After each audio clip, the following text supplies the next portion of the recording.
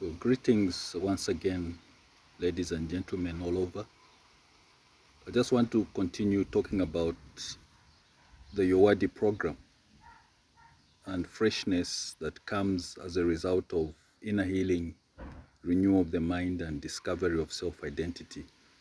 Now, last time we talked, I brought out the issue of the realization experience that is necessary or needed for one to actually undergo behavioral change. In other words, there's need for an adequate period of time for somebody to be exposed to in order for them to experience an aspect of change in their lives. But this change always comes or is always preceded by a realization experience. In other words, one can only decide to change or do something about something when they realize there is that something. And so today I just want to talk a bit more about this realization experience. When we talk of realization under the YOWADI program, we're actually talking about enlightenment. In other words, making someone aware of whatever situation that needs to be dealt with. As I brought out, there are issues like emotional disorders, mental disorders that affect all of us in one way or another, but we are not aware of those things. And so the only way that we can deal with them is by first realizing or becoming aware of those problems. And secondly, going into the root cause of those problems. Thirdly, looking at the solutions, most appropriate solutions to deal with those very root causes. But all this actually all boils down to one accepting that there is a problem. In other words, they may realize quite fine, but they may not accept it. And that's another problem that needs to be dealt with under the realization experience.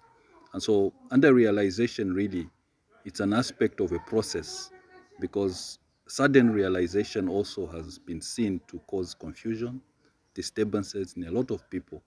And this has led to a lot of mental breakdowns around. And so psychotherapy really, in the new era that we're talking about, we are saying let it be effective. And that's why it is this psychotherapeutic field, phenomenology, which we are bringing out here based on Fema-Brain principle as an attitudinal guidance principle. In other words, let there be an attitudinal change on both the therapist and the client or patient, both of them as human beings relating with bodies, souls, and spirits should interact positively in an exchange or inter-exchange kind of situation. But this has to be over a period of time, an adequate period of time within an ideal environment, as brought out last time. Ideal environment in the sense of allowing the client or patient, including the therapist, to actually respond naturally as who they really are. And so we're talking about a nurturing aspect where the therapist particularly creates a positive environment for the client or patient to respond to naturally as who they are. And so there is no psychic manipulation in this case.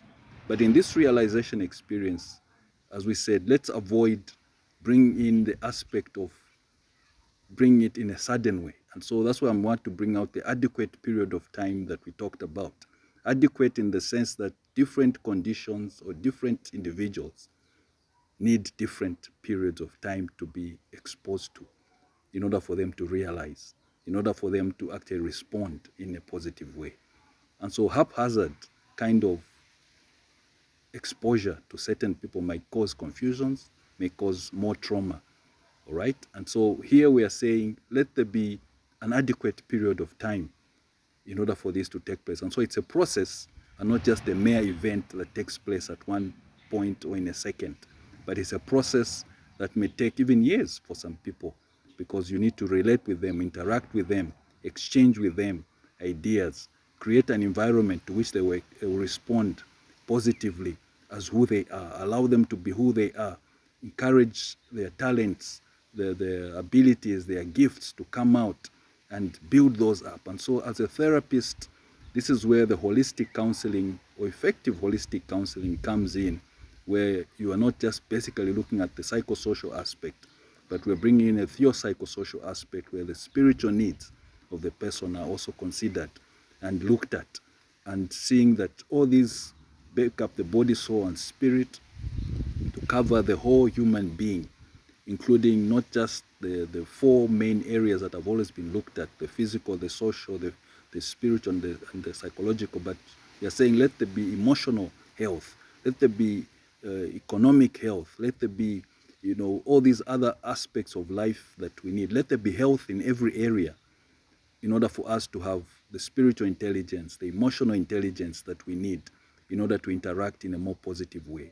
And so when there's positive interaction, we shall have an ideal environment, which will eventually lead to a realization experience, hence leading to inner healing, renewal of the mind, discovery of self-identity, which eventually leads to positive transformation and behavioral change. This is important. Let's think about it, and thank you.